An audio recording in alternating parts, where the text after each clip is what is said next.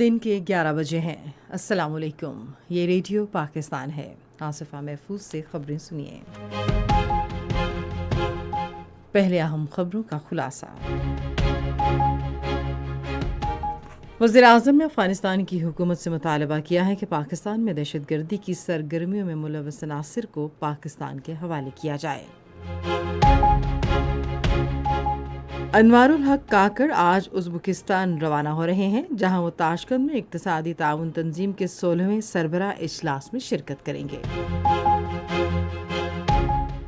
मकबूजा जम्मू कश्मीर में कुल जमाती हुर्रियत कॉन्फ्रेंस ने भारत की जेलों में नज़रबंद हुर्रियत रहनुमाओं और कारकुनों की बिगड़ती सेहत और उनकी सलामती के हवाले से गहरी तशवीश जाहिर की है।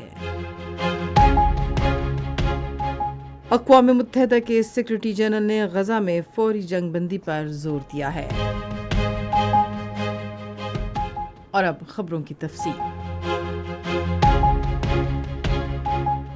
निगरां वज़ीर-ए-आज़म अनवारुल हक काकड़ ने अफ़गानिस्तान की हुकूमत से मुतालबा किया है कि पाकिस्तान में दहशतगर्दी की सरगर्मियों में मुलव्वस अनासिर को पाकिस्तान के हवाले किया जाए। आज इस्लामाबाद में एक न्यूज़ कॉन्फ्रेंस से खिताब करते हुए उन्होंने कहा कि ये पाकिस्तानी गैर कानूनी तौर पर अफ़गानिस्तान में रह रहे हैं और हम उन्हें वसूल करने के लिए तैयार हैं। उन्होंने कहा कि दूसरी सूरत में हम अफ़गान हुकूमत से तवक्को रखते हैं कि वह अपनी सरजमीन पर तहरीक तालिबान पाकिस्तान के खुफिया ठिकानों और तरबियती कैंपों के खात्मे के लिए इक़दामात करेगी। वज़ीर-ए-आज़म ने कहा कि अफ़गानिस्तान की अबूरी हुकूमत इस बात को यकीनी बनाए कि दहशतगर्द तंजीमें अपने मज़मूम मकासद के लिए उसकी सरजमीन को इस्तेमाल न कर सकें।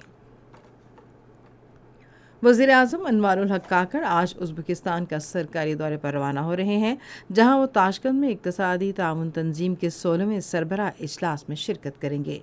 वज़ीर-ए-आज़म सरबराह इजलास में इक़्तिसादी ताउन तंजीम के विजन 2025 और तिजारत, ट्रांसपोर्ट, रवाबित, तवानाई, सियाहत, इक़्तिसादी तरक्की और पैदावार के शोबों में इलाकाई ताउन के फ़रोग़ के लिए पाकिस्तान के अज़्म का अयादा करेंगे।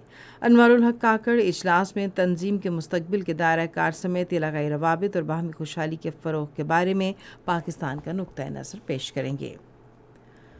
इत्तलात और नशरियात के निगरान वज़ीर मुर्तज़ा सोलंकी ने उम्मीद ज़ाहिर की है कि पाकिस्तान आज़रबाईजान के दरमियान बढ़ते हुए अवामी राबतों और इक़्तिसादी ताउन की बदौलत दो तरफ़ा ताल्लुकात मुस्तहकम होंगे। उन्होंने ये बात जमहूरिया आज़रबाईजान के यौम फ़तह के मौके पर इस्लामाबाद में एक तक़रीब से खिताब करते हुए कही। उन्होंने कहा कि 30 साल के तसल्लुत के बाद आज़रबाईजान इस तारीख़ी रोज़ अपने मकबूजा इलाके आज़ाद कराने में कामयाब हुआ। वफ़ाक़ी वज़ीर ने कहा कि सदर इल्हाम अलीयेव की फ़ाल क़यादत ने आज़रबाईजान को रवाबित के फ़रोग़ के बारे में एक इलाकाई मरकज़ में तब्दील कर दिया है। उन्होंने कहा कि ट्रांसकैप्सियन बैनुल-अक़वामी रूट और बाकू रेलवे मवासलाती निज़ाम समेत शुमाल, जनूब और मशरक़ मग़रिब ट्रांसपोर्ट राहदारी पूरे खित्ते की तरक्की में अहम किरदार अदा करेगी। हुकूमत गैर कानूनी तौर पर पाकिस्तान में मुक़ीम अफ़गान शहरियों को अपने मुल्क वापसी में तुरखम और चमन सरहदी गुज़रगाहों पर सहूलत फ़राहम कर रही है। हज़ारों अफ़गान पाक अफ़गान सरहद के ज़रिए रोज़ाना अपने वतन वापस जा रहे हैं। अब तक पाकिस्तान में गैर कानूनी तौर पर मुक़ीम 2,03,639 अफ़गान शहरी अफ़गानिस्तान वापस जा चुके हैं। मकबूजा जम्मू कश्मीर में कुल जमाती हुर्रियत कॉन्फ्रेंस ने भारत की जेलों में नज़रबंद हुर्रियत रहनुमाओं और कारकुनों की बिगड़ती हुई सेहत और उनकी सलामती के हवाले से गहरी तशवीश जाहिर की है। हुर्रियत कॉन्फ्रेंस के तर्जुमान ने श्रीनगर में एक बयान में कहा कि मुतादिद नज़रबंद हुर्रियत रहनुमा और कारकुन मुख्तलिफ आर्ज़ों में मुब्तला हैं और जेल हुकाम की मुजरिमाना बेहिसी की वजह से वो हड्डियों का ढांचा बनकर रह गए हैं। तर्जुमान ने अक़वाम मुत्तहिदा की इंसानी हुकूक काउंसिल और इंसानी हुकूक की दीगर आलमी तंजीमों पर जोर दिया कि वह भारतीय जेलों का दौरा करके नज़रबंद रहनुमाओं और कारकुनों की सेहत के बारे में मालूमात हासिल करें। मारूफ शायर, फ़लसफ़ी, सवाने निगाह और दानिश्वर जॉन एलिया की आज 21वीं बरसी मनाई जा रही है। उनका असल नाम सैयद हुसैन सिब्त असग़र नक़वी था। वो 1931 में भारतीय रियासत उत्तर प्रदेश के शहर अमरोहा में पैदा हुए और बाद में 1957 में पाकिस्तान हिजरत के बाद कराची मुक़ीम हुए। उनकी शायरी के मशहूर मजमूओं में शायद, यानी, गुमान, लेकिन, रमूज़ और गोया शामिल हैं। जॉन एलिया को उनकी अदबी खिदमात के एतराफ़ में सदारती तमग़ा हुस्न कारकर्दगी भी दिया गया। उन्होंने 2002 में आज के रोज़ कराची में वफ़ात पाई।